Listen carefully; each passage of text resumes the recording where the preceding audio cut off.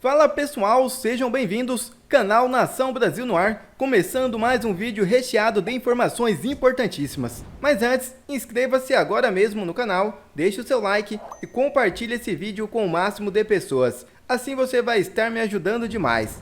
Giro na tela e notícias a seguir.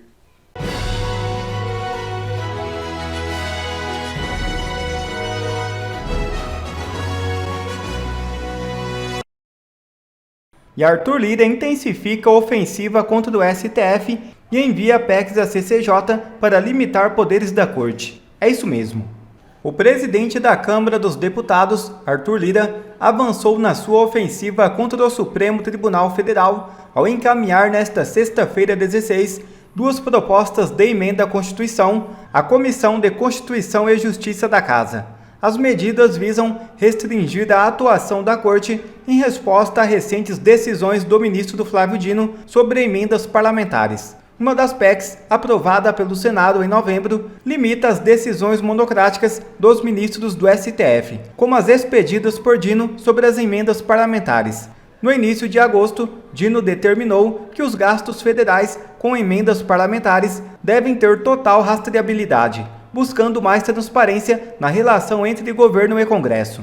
Nesta semana, o ministro suspendeu todas as emendas impositivas apresentadas por deputados e senadores até que o Congresso estabeleça novas regras para garantir essa transparência. A segunda PEC, de autoria do deputado Reinhold Stefanes, propõe que decisões do STF no exercício da jurisdição constitucional em caráter concreto ou abstrato possam ser sustadas pelo Congresso Nacional por até 4 anos. Para que uma PEC avance na Câmara, o presidente da Casa precisa despachar a matéria para a CCJ, onde será analisada. Caso seja aprovada, uma comissão especial será instalada para deliberar sobre o tema antes de a proposta ser levada ao plenário para votação. Empolgado, o deputado federal Gustavo Gar comenta sobre a decisão. Assista. Só pode ser intervenção divina. O alinhamento de fatores, a culminação de várias coisas acontecendo simultaneamente, favorecendo o lado da democracia brasileira nesse momento, não é normal, não pode ser uma mera coincidência. Lira acaba de declarar guerra ao STF, mas guerra mesmo, queda de braço, pau, vale tudo. E nós vamos ficar do lado do Lira, e eu vou te explicar por que nós vamos ficar do lado do Lira. Pela primeira vez nós temos uma chance não só de desacelerar a ditadura do judiciário, nós temos uma chance de recuperar terreno e tendo do nosso lado o presidente da Câmara dos Deputados. Vamos lá. Uma das coisas mais importantes que nós tivemos nos últimos anos foi a independência do Congresso na destinação de emendas. Emendas é o dinheiro que cada deputado e senador tem direito a destinar. Então, deputados, por exemplo, teve 37, 38 milhões que a gente pode destinar para ONGs, para hospitais, prefeituras, vereadoras, gasto de prefeitura, para asfaltar, o que quer que seja. Isso dá independência para os deputados poderem, de certa forma, não dependerem do governo federal. Antigamente, tudo vinha do presidente, ou seja, o presidente tinha um controle absoluto dos deputados e senadores, porque apenas o presidente destinava a emenda. Agora foi criada a emenda impositiva, a palavra impositiva é obrigatória. Então, por exemplo, eu, que odeio Lula, que nunca vou votar nada com Lula, até nós do PL recebemos a emenda impositiva, em torno de 38, 39 milhões de reais. Esta independência é algo que o Lula não aceita, porque ficou muito mais caro comprar votos ou comprar deputados e senadores, já que estes mesmos têm um dinheiro garantido deles, têm uma verba garantida. O que o Lula fez? Colocou o Flávio Dino no STF. Os imbecis dos senadores que votaram a favor do Flávio Dino, esses sim merecem perder as suas emendas. Vamos lá. Botou o Flávio Dino no STF, o capanga dele, e deu a ordem pro capanga. Seguinte, bloqueia e suspende todas as emendas impositivas. Basicamente arranque todas as verbas dos deputados e senadores e vamos deixar eles apenas mendigando para mim, no caso Lula. Quando ele fez isso, aí sim ele comprou briga com o Congresso. Não foi liberdade de expressão, não é prisão de pessoas inocentes, não são inquéritos ilegais, nada disso. Não é a censura. O que realmente irritou o Congresso é o Lula chegar com o Flávio Dino e retirar dos deputados e senadores algo que eu concordo. É importante para que o Congresso possa ser independente. não precisa ficar dependendo do Lula para ter dinheiro para destinar nos seus estados. Dino vai lá e faz isso. Lira vai lá e cancela a semana, né? Ele teve uma reação muito simples. Ele cancelou o resto da semana e falou que não ia votar o comitê gestor do Lula, que é aquele comitê soviético, que são 27 pessoas que decidem onde que vai todo o dinheiro do Brasil, a centralização do poder. E outra coisa, essa questão do Lula de bloquear as emendas impositivas é centralização total do poder, total. O que acontece? Agora nós estamos numa situação onde o Flávio Dino conseguiu maioria no STF para realmente suspender as emendas, suspender o dinheiro dos deputados e senadores. Rapaz, aí você vê deputado ficando bravo. Meu Deus, você quer ver deputado bravo, é você falar que eles não vão ter emenda.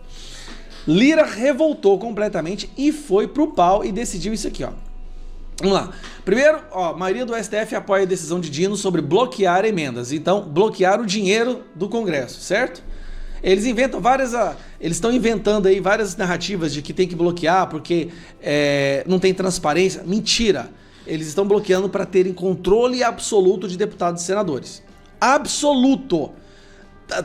Assim, o Lula nem vai precisar comprar voto mais. Os deputados, aquele centrão fisiológico vai fazer tudo que o Lula mandar.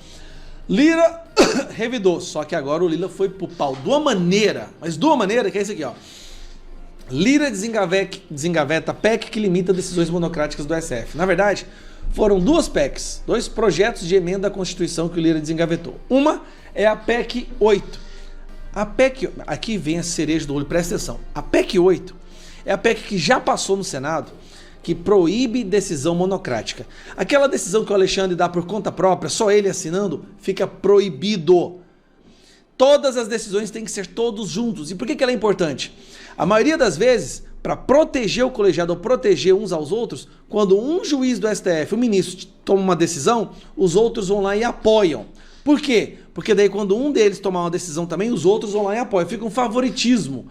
Se você acaba com a decisão monocrática, da decisão de apenas um ministro, cara, diminui muito a sede persecutória e a destruição da democracia.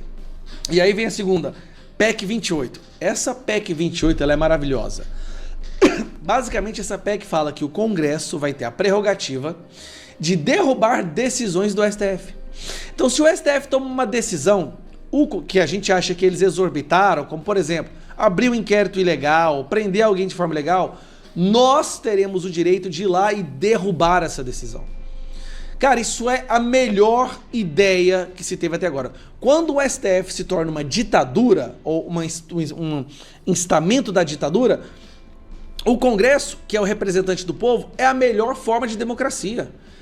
O melhor representante da democracia é o Congresso, porque ele tem voto de todos os lados. A debate, a deliberação. Então, para resumir, a guerra, o pau tá comendo, vocês não fazem ideia, o pau tá comendo. Lula quis centralizar o poder, anular o Congresso, tirando as emendas parlamentares, o Lira, aqui eu bato palmas pro Lira, não, esse que merece. O Lira, ao invés de aceitar como o Pacheco faz, o Lira falou, não, nós vamos defender a independência do Congresso e ainda mais, nós vamos diminuir a ditadura do judiciário. Essas duas PECs que o Lira colocou agora para serem apreciadas, elas podem anular a ditadura do judiciário. Gente, isso é bom demais. É a melhor notícia que eu tenho do Congresso de Brasília desde 2019. Por isso que nós todos agora temos que apoiar Lira. Lira tem que ser um cara que ele tem que receber todo o apoio de todo cidadão de bem do Brasil. Vamos virar a página do que aconteceu lá atrás. Agora é hora de apoiar, porque se essas PECs forem realmente aprovadas, se a gente conseguir levar essas PECs adiante, a gente resgata o Brasil. 80%. Nós poderemos voltar a viver e respirar com orgulho do nosso país novamente. Duas PECs, decisão monocrática, acaba o poder do Alexandre de Moraes, basicamente.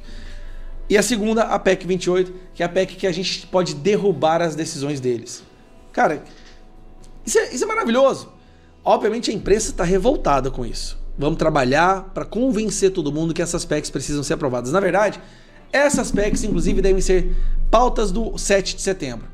Elas devem ser aprovadas. A imprensa vai bater muito contra. Mas o STF foi longe demais agora. Quando o Congresso percebeu o seguinte, eles criaram um monstro tão faminto que agora eles vieram para tirar dos deputados e senadores aquilo que eles consideram como sendo o mais importante, que são as emendas. E nós estamos há 5 anos falando, vocês estão deixando crescer um dragão que depois vai vir para comer cada um de vocês. Pronto, dito e feito. E é o que está acontecendo. Lira, tamo junto. O que precisar pode contar com a gente. Se o que for preciso, mobilização popular para aprovação da PEC 8 e PEC 28, o mais rápido possível. Fica com Deus. Maduro. Bolsonaro alegou fraude. Foi tribunal brasileiro que decidiu. O ditador venezuelano deu declarações nesta quinta-feira. Nesta quinta-feira 15, o ditador venezuelano Nicolás Maduro rejeitou a possibilidade de uma nova eleição no país. Ele deu declarações durante uma entrevista. Maduro se manifestou por causa de uma confusão envolvendo o presidente dos Estados Unidos, Joe Biden, questionada por uma jornalista sobre a possibilidade de novas eleições na Venezuela. O americano disse que concordava. Porém, depois, uma fonte do governo apontou que ele não tinha entendido a pergunta. Para o ditador da Venezuela, Biden fez uma diplomacia intervencionista. As informações são do G1 e da Carta Capital. A sugestão de um novo pleito partiu do presidente do Brasil, Luiz Inácio Lula da Silva, e teve apoio do colombiano Gustavo Petro. Sem citar o petista, Maduro lembrou as declarações que o ex-presidente brasileiro Jair Bolsonaro fez em 2022, sobre fraude nas eleições que apontam Lula como vencedor. No Brasil, o ex-presidente Bolsonaro, aliado da extrema-direita fascista da Venezuela, alegou fraude e não aceitou a derrota. E foi o tribunal brasileiro que decidiu. Ninguém na Venezuela e em nosso governo pediu algo. Falou Maduro. Agora a gente muda um pouco de assunto, porque hoje, durante entrevista à Rádio Gaúcha do Rio Grande do Sul, Lula disse que discordou da nota do PT que reconheceu a vitória de Nicolás Maduro. O presidente admitiu, no entanto, que a Venezuela está sob um regime com viés autoritário, mas negou se tratar de uma ditadura. Eu acho que a Venezuela vive um regime muito desagradável. É uma ditadura? Uma briga, não acho que é ditadura. É diferente de uma ditadura. Sabe, é um governo com viés autoritário, mas não é uma ditadura como a gente conhece tantas ditaduras nesse mundo. E o ditador da Venezuela, Nicolás Maduro, rebateu ontem as cobranças feitas por Lula e disse que seu regime não pratica diplomacia de microfone. Maduro ainda sugeriu que Bolsonaro alegou fraude nas eleições do Brasil em 2022 e que o Tribunal Brasileiro foi quem deu a palavra final. En Brasil también, el presidente Bolsonaro, de extrema derecha, aliado de la extrema derecha fascista de Venezuela, también él gritó fraude y no aceptó la derrota. Y fue el tribunal de Brasil quien decidió. Y nadie salió desde Venezuela, nuestro gobierno ni nadie, y creo que en el mundo a pedir nada, sino decidió el tribunal, santa palabra Tribunal de Brasil. Es un asunto de Brasil. Después, un 8 de enero, sorprendieron con un intento de golpe de Estado, asalto a los poderes públicos, y lo que se hizo desde Venezuela fue condenar la violencia del fascismo. No, jamás. Nosotros no practicamos la diplomacia de micrófono. Olha que tem uma lógica aí a fala do Nicolás Maduro, mas deixa eu trazer mais um trecho dessa entrevista que o Lula concedeu à Rádio Gaúcha, quando o presidente disse que o povo brasileiro voltou a comer picanha e a tomar cerveja, mas a jornalista que entrevistava o presidente avisou que no Rio Grande do Sul os gaúchos reclamam da falta de picanha e aí o Lula tentou se explicar. Eu dizia na campanha, o povo brasileiro vai voltar a comer picanha e tomar uma cervejinha. E está voltando a comer picanha e tomar cerveja. O pessoal cobra muito isso, viu? Nos mandam mensagem todo tempo. Tá faltando a picanha aqui. Não, se tá faltando picanha é porque tem consumo demais e não está chegando a picanha aqui. Mas pega o preço da picanha durante o processo eleitoral e pega o preço da picanha agora. Você vai perceber que caiu de forma extraordinária. Olha, por quê? Porque é um direito do povo ter acesso a essas coisas. É o direito do povo. Uma picanha custava os olhos da cara, que quem ganhava R$2.000 não poderia comer um pedaço de picanha. Se é que ele gosta de picanha, porque aqui no Rio Grande do Sul você também adora costela. Então... Deixa eu jogar para a Ana aqui, que a gente já faz um bem bolado, né, Ana? Já comenta aí as declarações sobre as eleições na Venezuela e também a falta de picanha, ou não, segundo o presidente. Ô, Paula, é inacreditável, né? O presidente ficar falando de picanha, principalmente no Rio Grande do Sul, que está tentando reconstruir a vida e que vai levar aí alguns anos para reconstruir o estado depois daquela tragédia das enchentes esse ano. E enquanto isso, nós estamos falando de um país que tem mais de 100 milhões de pessoas sem saneamento básico, mais de 30 milhões de pessoas sem água filtrada. E o assunto é picanha e cervejinha. Então é um absurdo tudo isso, porque se ligarmos essa história exatamente com os votos, porque nós devemos cobrar daqueles, né, que estão ali nos representando. Mas aí eu entro na história toda, como tudo acaba sendo interligado.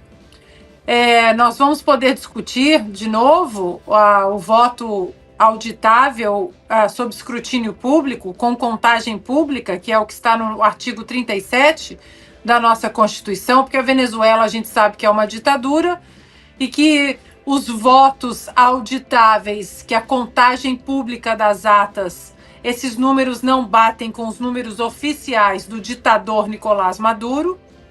E aí a gente entra na história do foro por prerrogativa de função. Por mais que o Arthur Lira, presidente da Câmara, mostre aí uma certa rebeldia, a gente tem que acabar com esse foro por prerrogativa de função e devolver a independência e a autonomia às instituições, no caso, ao nosso parlamento, porque hoje não há, eles são reféns o tempo todo.